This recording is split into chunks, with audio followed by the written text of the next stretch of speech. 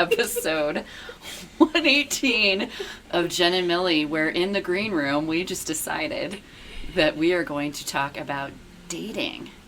Like, legit talk about dating, not kind of hint around about dating. We're actually going to talk about generational differences in dating. In the Genn and Millie space, where a Gen Xer and a millennial share the strength-based perspective through which they view the world. We are your hosts. Please forgive us, Allison and Tess. That is for sure the most you have ever deviated off of that script. Hands down. Well, taking up a new hobby, which is called going off the cuff. Just kidding. I go off the cuff a lot, and I feel like I'm going to a whole bunch in this episode, and to be quite honest, I have a little bit of anxiety in my, like I can physically feel it in my body that the people who listen to this episode may have different opinions about me at the end than when we begin. And you know what? That's okay. That is quite all right.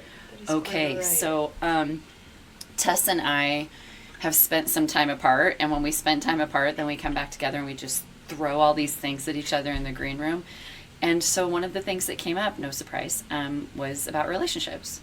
And I think that that's a lot about what we talk about here, but rarely do we get very specific. And today we decided we wanted to chat a little bit about generational differences in dating. And I want to tee this up with the way that it came up was how we meet people. And I mentioned that when I travel, I might be at a hotel bar, I might be at a conference, I might be at a restaurant, I might be working with a team. I get a lot of, oh my gosh, I should introduce you to blah, blah, blah. Are you divorced? I should introduce you to blah, blah, blah. And when I said that often happens to me, Tess said, do you know how many times that's happened to me? Zero. I have never. Zero. That's never happened to me. And then we went further. You have never had a mutual friend introduce you? Once. And that was very much, so I'm in this context of I've been in very intense Christian dating circles, which is its own dating subculture, right? And that was like in that space of like everyone's trying to matchmake, which that's a whole nother podcast. But I made the thought of, I find it really fascinating because, well, it is very well established in this space that I generally don't talk to people when I travel. People that I do talk to, I strike up a conversation every once in a while. I know that I shared one of those conversations here that I had. The hallmark I'm still waiting for. The hallmark moment, it's not happening. But it was a really, really great connection. But, and I've had conversations here and there, but I've never, and even in more like organic conversations of like people that I know also know other single people, right? It's not that has just never happened to me before. And my very first instinct was, I think this is generational because my generation, the millennials, we love them. We've been through a lot of change as pre-established, but one of the things is we date very, very differently than every generation before us, like in a seismic way when we've entered the dating pool. And like for reference, like I dated a bit in high school, but when I was in college is when Tinder was really starting to become a thing. And so really my from the moment I really started dating more seriously, right? Like you can date in high school, but I'm like, yeah, you're not really like generally, used to be that case, but generally you're not like dating to mate, right? Dating to marry, dating to settle down in high school, right? But like again, generational differences. I'm so excited. I'm so excited. But like I was brought up with absolutely not. No, you were going to college, you were getting an education, and that's a whole nother different generational change. So when I started dating like more seriously, more intentionally, more regularly, it has always been with the presence of dating apps, whether I've been on them or not, right? I have always dated when dating apps have become a thing, which is just a very different mode with which to date people. Yes. Yes. so much of what you said, it's, again, too bad that we didn't do a video of this. I think that was maybe something we mentioned on the last podcast, is that my facial reactions, I really need to work on them. So when I think about my group of close friends and my parents, my mom and dad met in high school. Mm-hmm. My biological parents met in high school, had me at 16. I met Lauren and Sean's dad in high school and married him at 20. My best friend in college married the guy that she dated in high school. Mm-hmm. My high school best friend is still married to the guy that she dated in high school. It's crazy. Yeah, that's crazy. And I'm thinking about our listeners, mm-hmm. and really wondering where the majority of our listeners have met their significant other or their spouse. So, as a Gen Xer coming into the 90s dating, when I met Lauren and Sean's dad, we were talking about getting married before I graduated high school. Oh my gosh.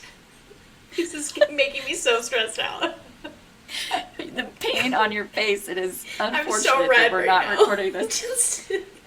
We talked about it, and then there was this whole thing with me. I was supposed to come out here to Colorado State, and mm-hmm. I stayed home to be with him, mm-hmm. and then we broke up, and then I ended up at Doan, and now here I am. Yeah. Okay, so you have this part of Allison, Generation Allison, Gen X, small town Nebraska girl. So we need to do some differentiating here. This is also regional. Yep. So, that was not abnormal. And then divorced Allison at 34, small town. Mm-hmm.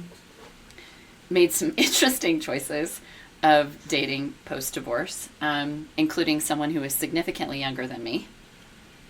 And my one and only go on a dating app, which was eHarmony, and was an absolute pure disaster. Pure disaster. So, and let it be known, input communication could not put any, there were no bookends. God, of course. So I was hearing from people that, who lived in like New Zealand, and my empathy too. My empathy was like, I cannot not respond to this. So, okay, that part, Allison. And then married again, Allison. I met Michael Ray in a bar. Mm-hmm. Organically, because one of my friends kind of nudged him. And that's how we met. Fast forward, another divorced Allison enters into dating here. Mm-hmm. And first go with that was through my friend's boss. Another go with that was someone else's friend. It was all through mutual friends who mm-hmm. said, I think this would be a good idea. I think this would be a good idea. Yeah. So I have, yeah. I know, yeah. It is like, we're talking not just generational differences, we're talking regional differences, we're talking married kids differences, all kinds of things. Yeah. However, I try to imagine what high school Allison would have been like had, let's just say it out loud, Tinder been around. I would be very worried. Oh dear. Oh dear. I mean, it's kind of the same way I'm grateful that Snapchat didn't exist when I was in high school. So I think, yes, there is a lot for us to unpack here and discover and implore a little bit. But one of the things I want us to talk about are the ways that we learn in the space of whatever methodology. So what did I learn by being introduced to my friend's boss? A lot. Not just about her, not just about him, not just about the place that they worked. I just learned a lot about like how people see the setting up. Yeah. Like, what about this person did you think would be a good match, Yeah. both on my end and on his end. Like, what in her mind thought, oh, these two. That part, I think, is the part that apps are probably getting scientific, Yeah. and the humans tried to, but maybe did it well, maybe did it poorly. Yeah. Because I think my generation, I just want to own my generation and older, we poo-poo the apps, right? We talk about them as like they're not genuine and they're not real, and that's not how you go about meeting people. Yeah. I say we, not meaning that this is what I think, but I think a good chunk of the people my age and older think that it's missing the organic spark. You are on the same flight. You are standing at the train station at just the right time. Yeah. I know, and it's really landed me in trouble that I'm just a helpless romantic on this regard. You totally are. Yeah. Yeah. So I've heard feedback recently where I've stated what I need, and it's come back to me that sounds a lot like a movie. Oh my God, stop. That is really great and 100% accurate. It is 100% accurate. Mm-hmm. Oh my gosh. Yep. Okay, so I get that there's this, there's definitely like the potential to like think of apps as like this artificial form of meeting, right? It is in a lot of ways. And there's a lot of drawbacks to it. But I'm going to rally a little bit behind the great things about it, because what I have found is that I have been able to meet people that I would have never encountered in real life. Like, no circles overlapping, nobody that we know in common. Education wouldn't have brought us into the same sphere, workplace wouldn't have brought us into the same sphere. Live in different neighborhoods, so like coffee shop, bar, watering hole, like all of that is different, right? But there's a lot of like mutual connection, right? There's a lot of that synergy, that energy, the vibes are good, to use my generation's lingo. And I really, really enjoy that. Like, I have been able to date such a diverse array of people from all different walks of life.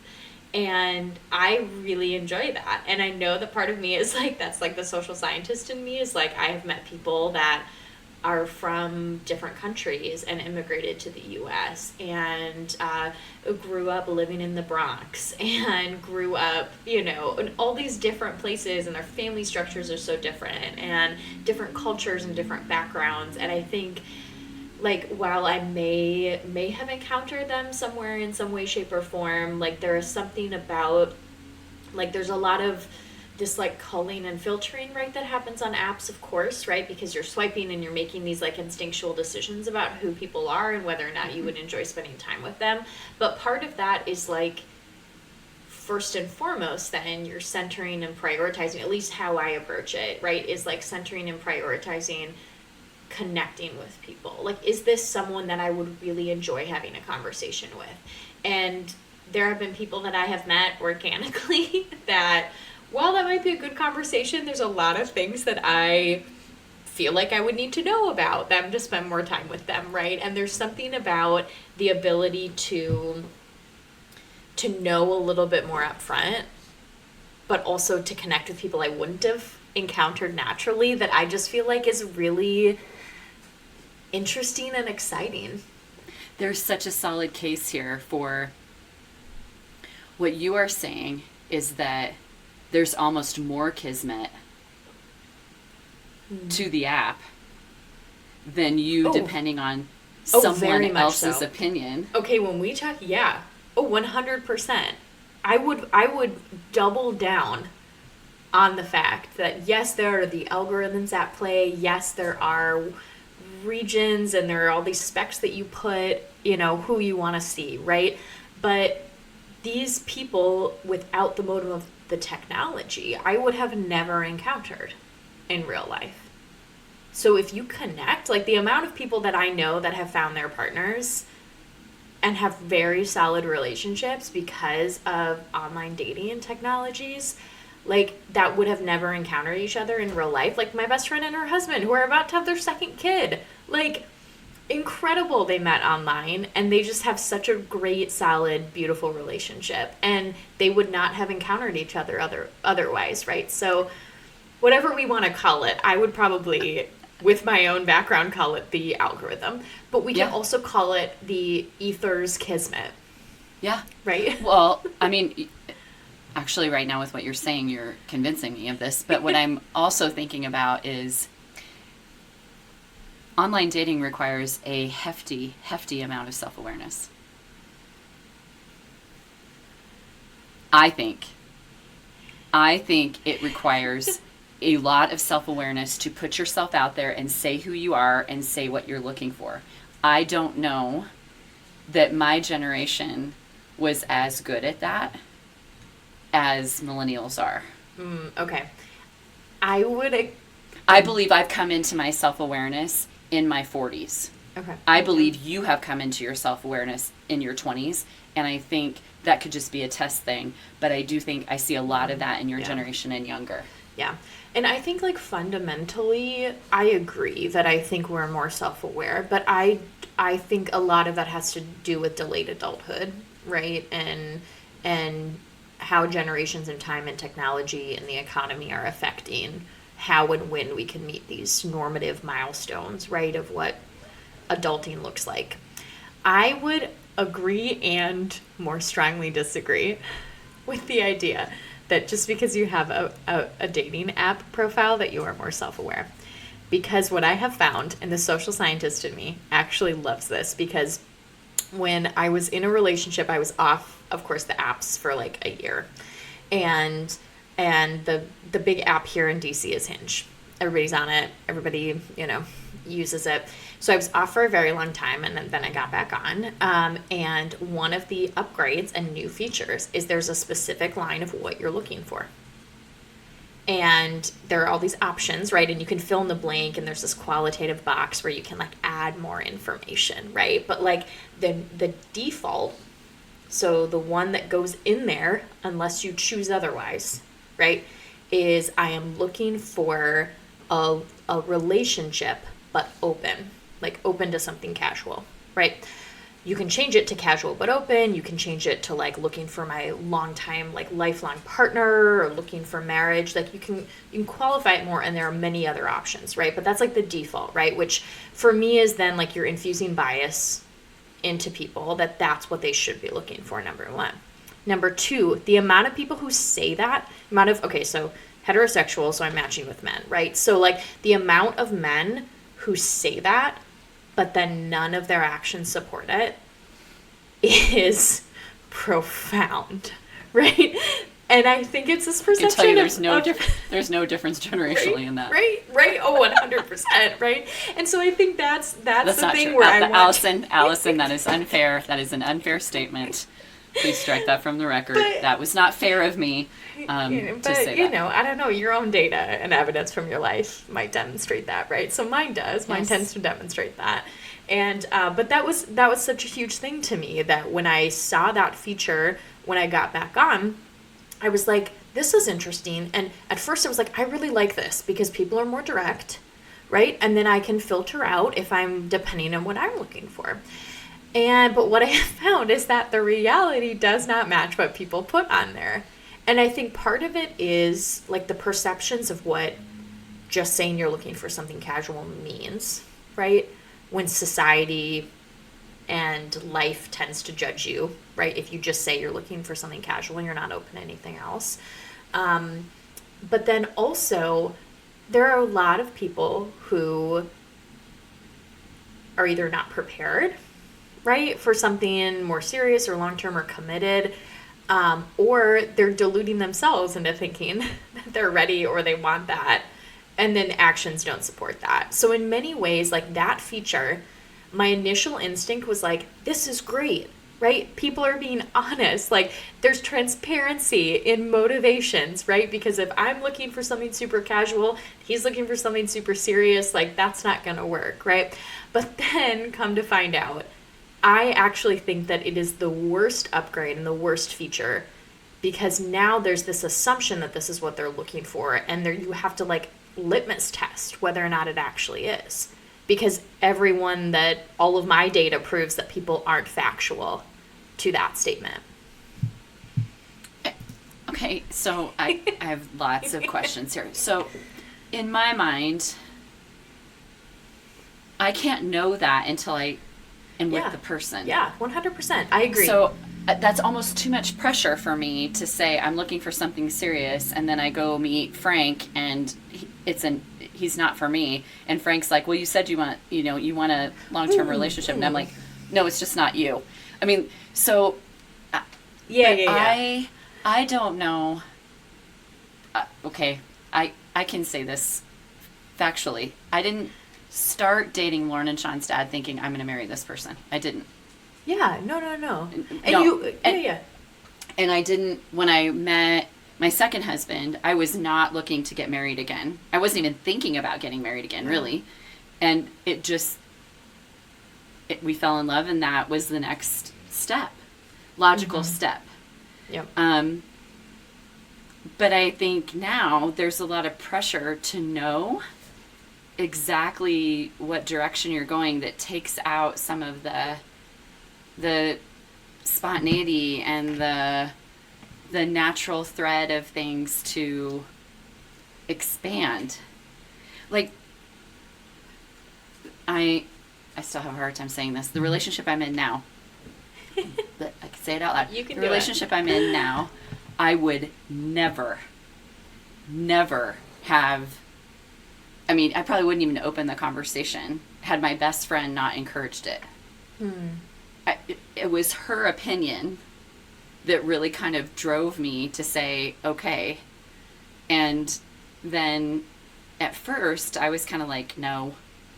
And it's developed. And it's developed really in a really meaningful way for me that I'm like, oh, this is interesting, because initially I would never have thought there was any compatibility here other than friends. I actually said multiple times to him, we should just be friends. I'll be a great cheerleader for you dating. I would be so, like, you would want to have me be a cheerleader in your dating pursuits. And he was like, what is with you? Like, no. No, it's you. No, it's you. And I was like, no, it's not me. Yeah. It's not me. Yeah. But I think there's, the app piece makes me feel like the ability, mystic. The mystic. You can't all see me waving my arms. arms. Yeah, she's twirling her arms above her head. The mystic, universe saying these two shall be is missing in the expectation. Okay, so I do want to clarify that I don't think it's like this is where like natural in-person dating like kicks in, right? Is that all of my experiences have been a natural progression once you meet in person. There isn't and that's why I want to clarify, this is my own experience with several incidences in DC where they like men will say that they on their profile that they're looking for something serious and then only treat you like they are an F-boy. I apologize for anybody that is listening with kids. Hopefully you've stopped listening with them at this point. I think about our audience right then and there anyway. So this is the episode you've been waiting for the whole time. But oh my god, we're both beet red right now because I'm embarrassed that you're loving this so much. I cannot even imagine the day would come that you would use that phrase, especially on here. Anyway. We have arrived. Everyone, we have arrived. We have arrived. I know exactly what you meant. Okay. But yes. I feel like what I hear from some of my, I gotta just contain myself.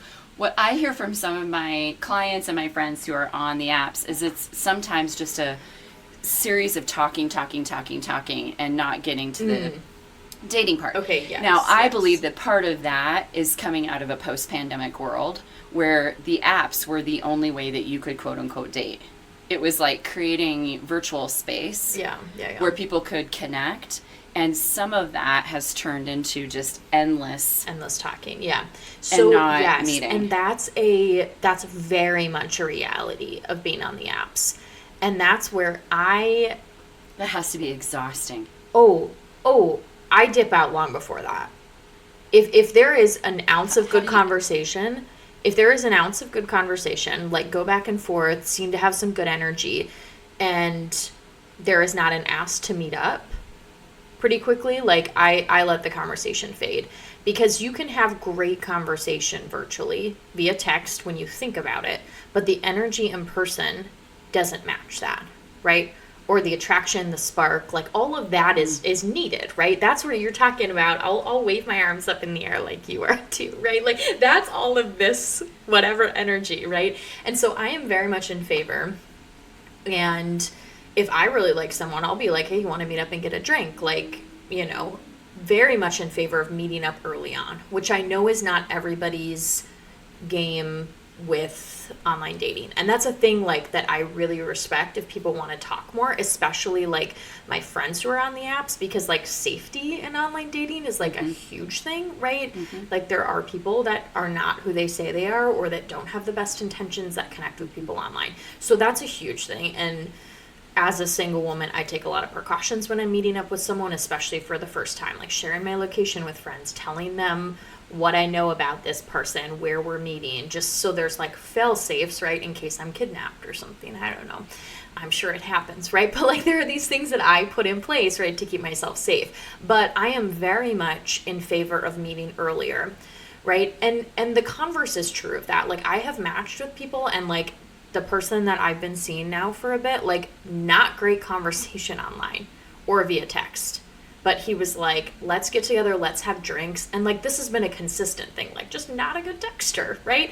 But like every time that we get together, like we have really good like energy, get along together, like, and so that's where like I am, and this is this like, I think we're getting at the same thing.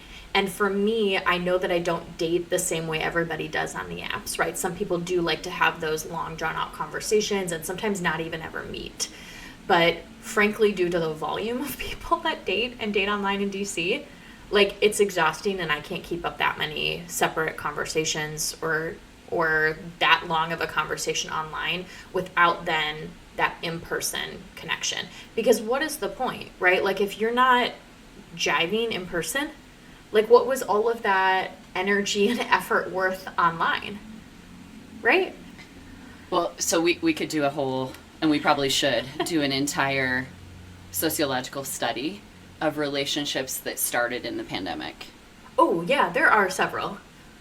I am just now having this total realization of the majority of a relationship that started in the height of COVID was text and phone. FaceTime, video calls. Yes. Yeah. And very limited to in-person. Yeah. And it was actually shortly after in-person that things fell apart. Yeah.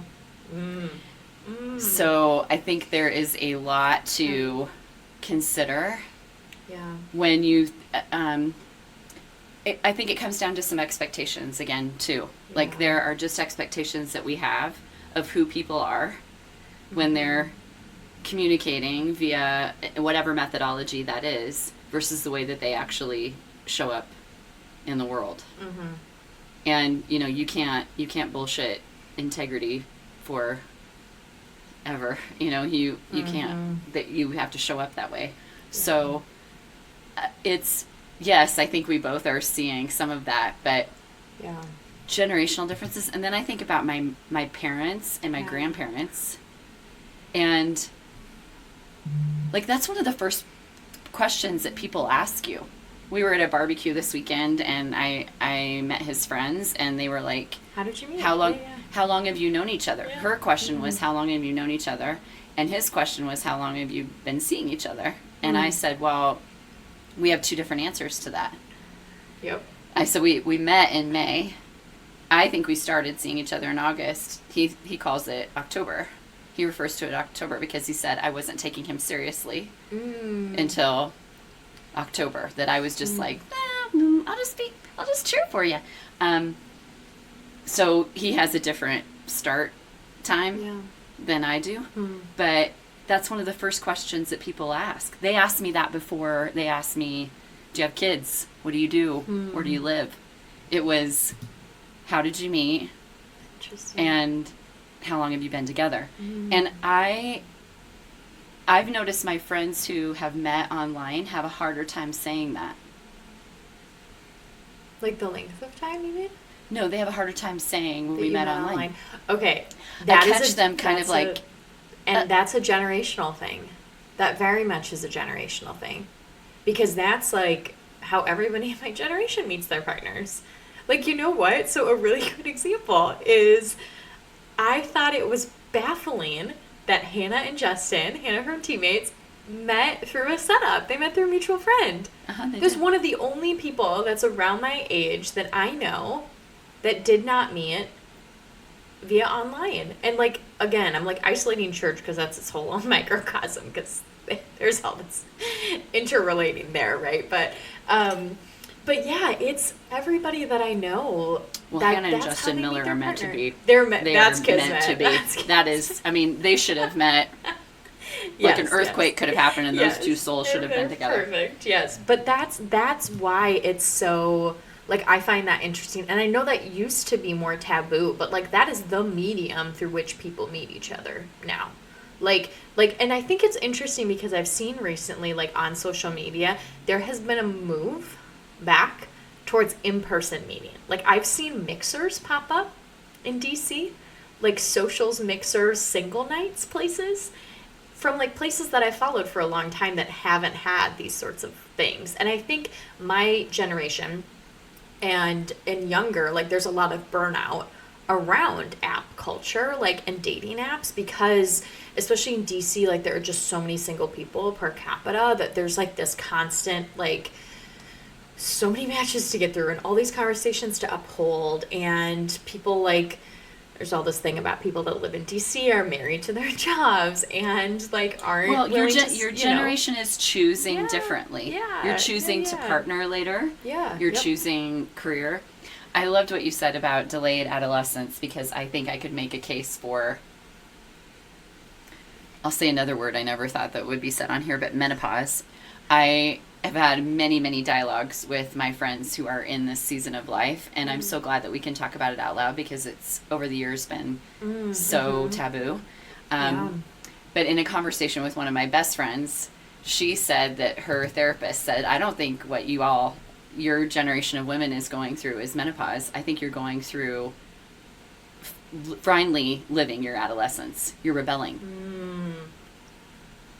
Because our moms, generationally, were very much of the, no offense, Mom, but the, it's a Stone song that I can't think of right now, Mother's Little Helper. That generation of moms was parenting without many tools. They were at home with their kids, and they were...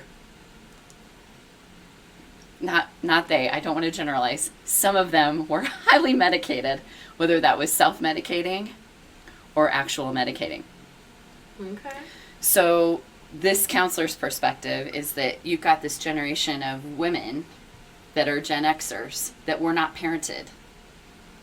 They were not supported and parented. Yep. And they went and sought out a husband right away. And now we're coming into this space of, by the way, I'm going to do what I want now. And so there's this, and I see a ton of it. There's like almost a delayed independence. In my generation. Because a lot of women got married like at 20, 21, 22 years old. Which is baffling to me. Like, when I was thinking about myself at 21, 22, no way. No way would I have made somebody a good wife. No way would I have made a good partner. Well, I didn't. Yeah. And didn't. that's like it's so interesting. I mean, there's like these social, generational, but also like real tangible reasons for a lot of this, right? Like that there's greater independence for women, right? There's all of these things, but then also there's all these additional with inflation in the economy, there's all of these burdens, student loan debt, like the increasing, rate of higher education costs, things like that that are like leading leading people to have to delay these steps to force them, right? But what that is doing, I feel like, and I feel like that's probably the main driver, right? Is like a someone who looks at things at a more macro level as a sociologist, right? But the consequences of that, right? The fallout, quote unquote, of that is that people are shifting their priorities, right? So like Yes. when you are not settled down, right? Uh, when you are not when you don't have all these other responsibilities. Oh, oh my gosh. Okay, well, I don't know if it was the internet trying to look out for me or not because of what I have disclosed on this episode. But we had a technology snafu where our online cloud recording site just crashed and just said the system is unavailable. Please try again later. So, anyway, if it sounds a little different, it's because we're recording now through Zoom. So we'll see how this goes. But anyway, yeah, there are a lot of other things that are affecting. Okay, what I was saying, right, when we crashed was that there are a lot of things that are delaying adulthood from my generation and younger, right? Like real systemic macro level things Hmm. happening in our world, Hmm. which are preventing us from like meeting these like normal milestones, right? And sociologists, economists, like demographers have been like studying this for a while, right? But I think, like to your point of the fact that like there is this delayed adolescence, right, for your generation, because you didn't have the space and the time to for that self-reflection, the awareness, Hmm. the growth, the processing trauma, right? Like the consequence, quote unquote, and fallout of this delayed adulthood is that our priorities are shifting to those things, right? And so it makes us think differently, especially tying it back to this conversation about romantic relationships, is that we don't, because we have this time, we have these delayed milestones, and because of most of us establish our independence as individuals. Like, I don't need to marry someone because I need someone to provide for me Hmm. financially.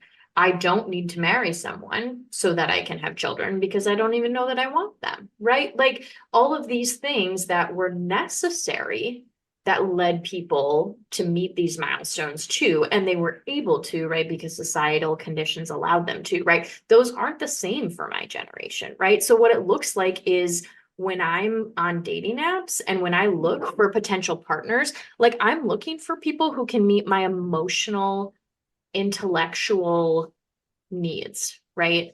Like people that I connect with on those levels, not people that necessarily have this financial umbrella that I can just walk on under, right? So it looks very different who I'm looking for also.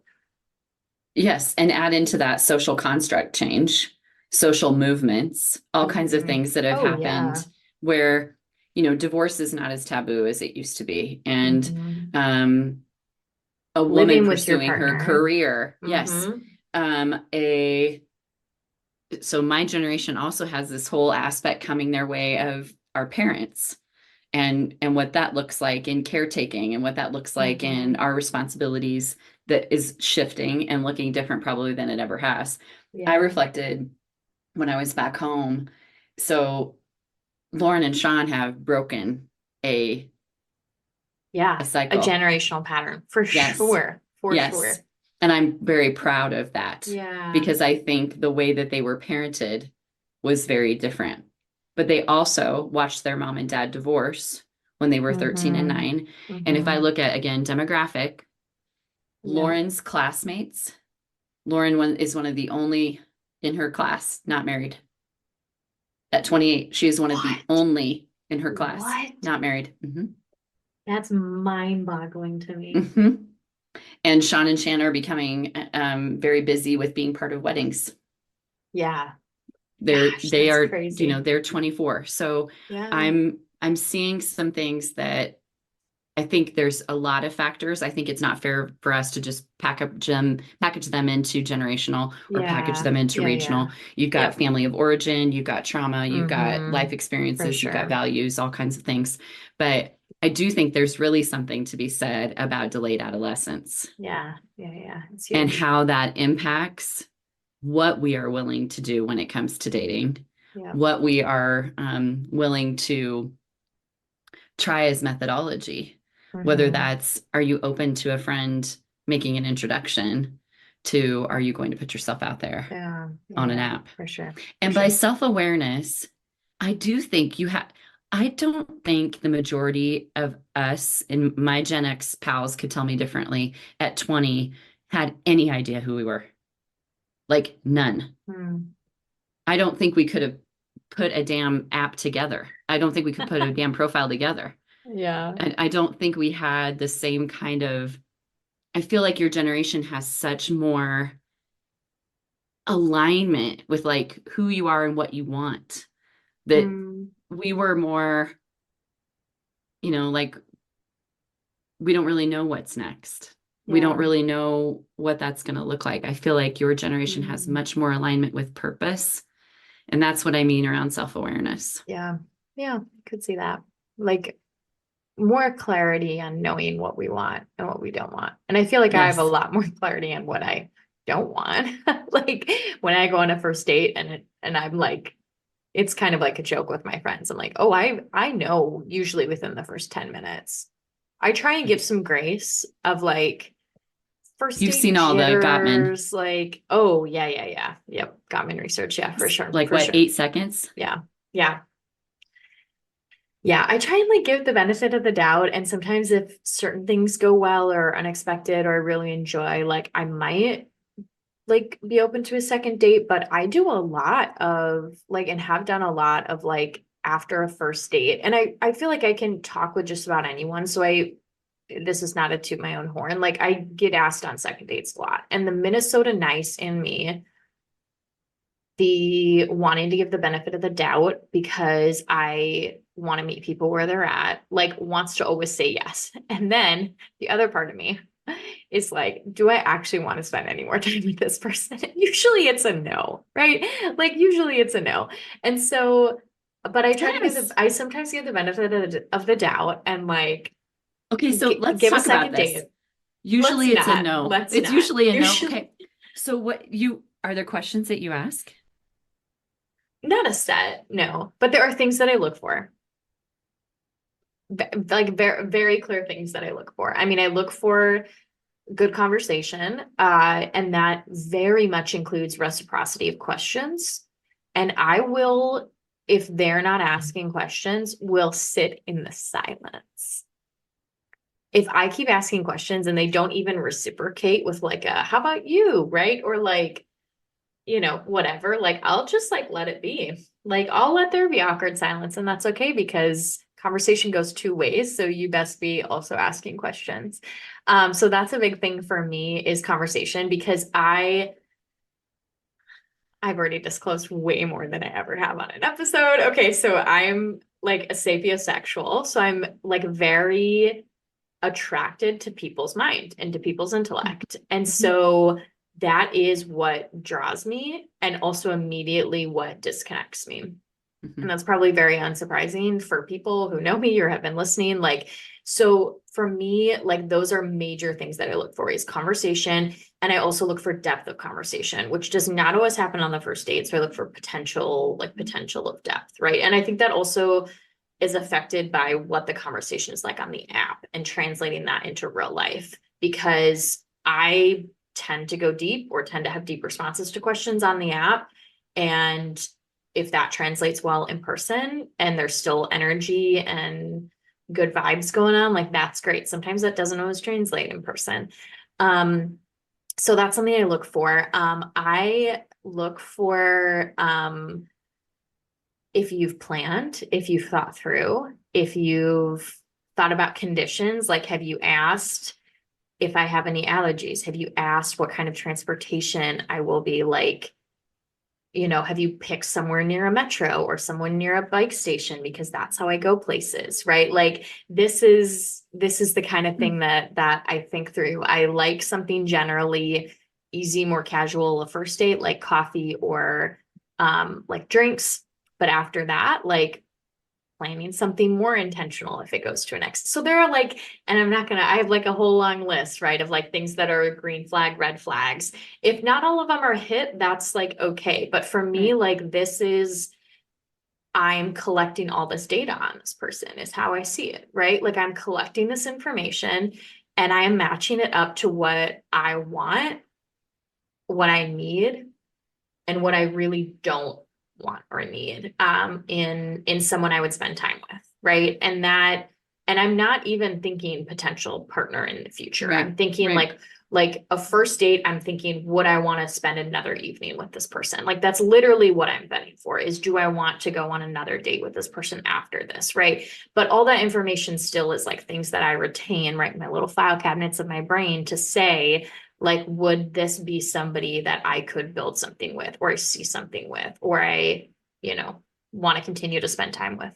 How you spend your time and energy is a direct reflection of your Yeah, priorities. priorities. And that's why people like even the person that I'm seeing now, like we've like joked about dating culture in DC. And so I've told him like, yeah, it's like a good sign if you've made it past a first date. You definitely if you've made it past a second, right? And it's, been like 4 months at this point that we've been seeing each other. And so I like, um, but he always laughs like, I can't believe that you just like cut people out, like cut them, hang them out to dry, don't give them another chance. And I'm like, oh no, like it's like but it was a joke. It went around on social media of like women talking about dating, and it's like men think that they're competing against all the other men, but men are competing against me spending time by myself.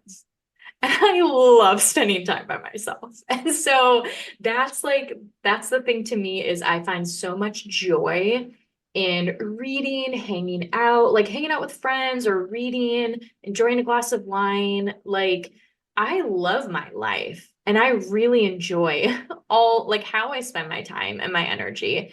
And so very much my decision is whether or not it's worth giving up time and energy doing something Hmm. else by continuing to spend time with you. Hmm. Yeah. Gosh, I'm just giving way too much away. I Just I got real don't personal. I think no, I think that's very true. You've always been a human of great discernment. Yeah.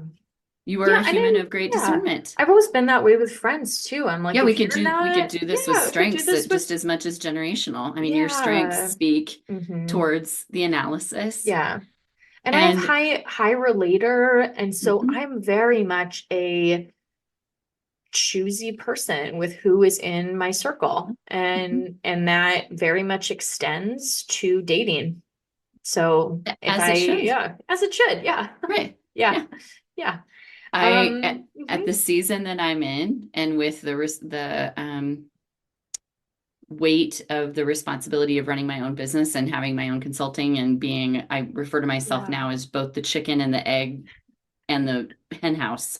I am my product, so I have to take really good care of me. Yeah. And so I've become a lot more discerning probably with where I gift out time and energy Yeah. and what is going to make me better, what's going to make me grow, Yeah. who are the That's good. humans that are going to be part of my growth and be part of um, giving me meaningful feedback Yeah. and helping me see how I can do things a little bit differently. And I've Yeah. been very fortunate to have found that in the person that I'm Yeah. choosing to spend time with. Yeah. Um, That's sees the great. world very differently than I do and sees almost every perspective Mm. and will, in a respectful way, say, that's not how I see it. Help me understand how you got to, because Yeah. Allison does a lot of jumping from A to Z without much explanation of the B through Y. Hmm. And he will ask me to explain how I arrived there. Mm. And that's good practice for me. Yeah. It is. It It's is. really good practice for me. So I think there's a lot to be said about our strengths too when Yeah. it comes Yeah, to, yeah. Oh, my very much so. communication needs to be heard. I need Yeah. to speak words. I mean, my love language is half quality time, half words of affirmation. And being Hmm. around someone who's much different than me, I'm learning about that. That not Yeah. only is it what my language is, it's what I expect. Yeah. And just like strengths, I can't expect anybody to 1 in 33 million make tacos the way that I do Yeah. or have the priorities that I do. So it's Mhm. really given me great perspective on complementary partners. I love that. I love that. Okay, so I have a little fun way to wrap this up, even though this is a Okay. total organic conversation. Um, And I have a possibly a few, total shit show, to be quite honest. possibly an absolute shit show. We will see. It feels a little bit like an absolute shit show, regardless of if I can stitch all of this audio together from two different sources. But that's just me trying to live an honest life, I guess. Okay. Adaptability. Okay. So, um, I would like you to answer a few prompts that you Holy might hell. have on your dating profile. So I pulled up my dating profile and I, of course, me being me, like picked more like deeper intentional, like prompts that they offer, right? So there are like some like ridiculous ones, or you can like make polls or something like, are you a dog person or a cat person? I don't care. I have I strong like, feelings about that one. oh yeah, yeah, we have strong. You're right. I Mhm. kind of do have strong feelings about that as well, actually. But a whole other thing. Okay, so I want you, how would you fill in the blank or answer this prompt on your dating profile? Quote, I'll pick the topic if you start the conversation. What's the topic? Music. Okay, Because great. I'm going to discern a whole lot right there. Yeah, yeah, yeah, Yeah. yeah. That's a Yeah. whole Here. filtering thing. Yep, Yep. yep. Biggest risk I've taken. To leave. To leave Wow. in all aspects of the word For not leaving. for having high communication, these one word answers are really throwing me. Like I figured you would try Okay. and write a whole paragraph. I thought they had to be one word. They don't have to be one word. No, Okay. here's my Leaving. leaving. That's still one word, just a gerund form. But here's my response to all or to I'll pick the topic if you start the conversation. What It's was your two response? different questions. What was your Two response? different questions, and I always get really good responses from this from people. All-time favorite place you've ever traveled, which tells me a lot about who they are, and a book that changed your life, which also tells me a whole lot about who people are. Your learner is so clear. Oh my God, yeah. We could analyze this. Should Crazy. find some books. Um, okay, last one. I go crazy for.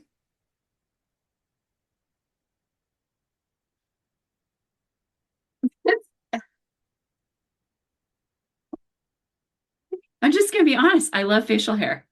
I love facial hair. And that is like, I do. That's I hilarious. do. That's great. That's Well, great. is it? I mean, that's terrible. I don't feel like That's that's an the right answer. interesting. It's I your mean, dating this is a profile. You dating pick app, right? whatever you want It's it. not like we're not doing an interview as to whether or not I'm going to be chosen for a, professor position. Oh, I go crazy for dismantling systems of oppression. So mine actually might be an answer to a professor And position. Allison said facial hair. Facial I thought I was being like prompted as to what I was attracted to. Okay, It let just I me, go crazy for it. No, it just says I go crazy for it. There is no wrong answer. It's your okay, dating profile. please tell me there are better questions than this. Oh, well, I can see what other prompts there are. Those are the prompts that I have done. I'm never going to Let's hear the end see. of this. I'm convinced that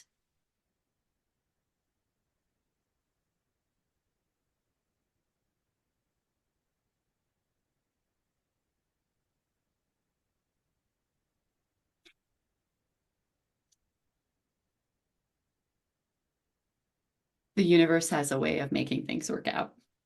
that's great. It's a beautiful answer and tells people a lot about who you are. It does. Okay, let's do one more. Okay, dating me is like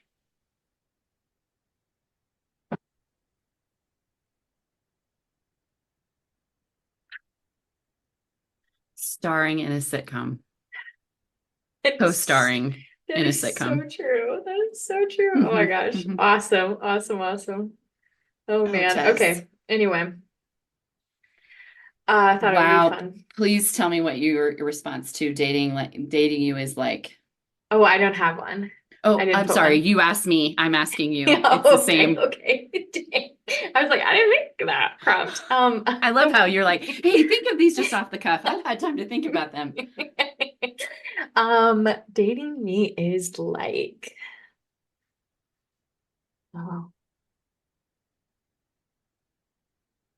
what would you say? How would you answer that for me?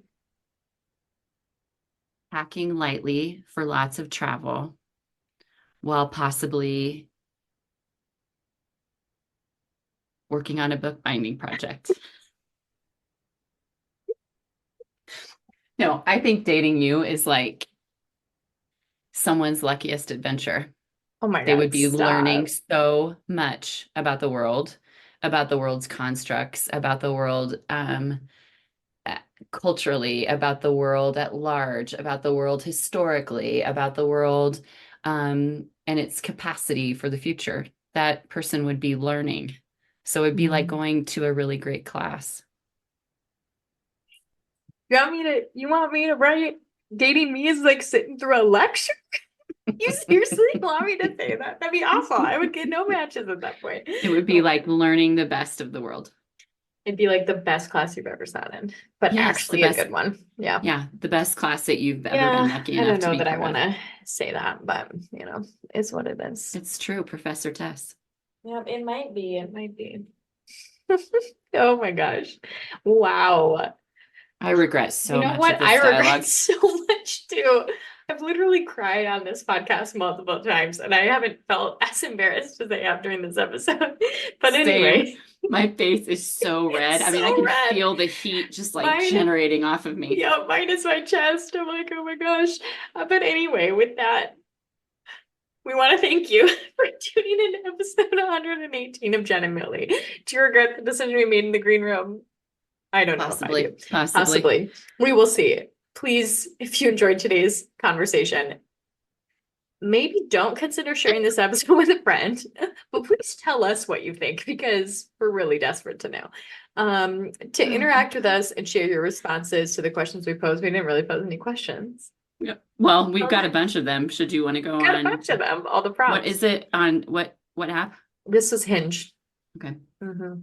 But anyway, interact with us. Tell us what you think. We're very curious. Do you think that dating, and here's my question, is what do you think has the biggest influence on changes in dating? Do you think it's generational change? Do you think it's societal? Do you think it's shifting priorities?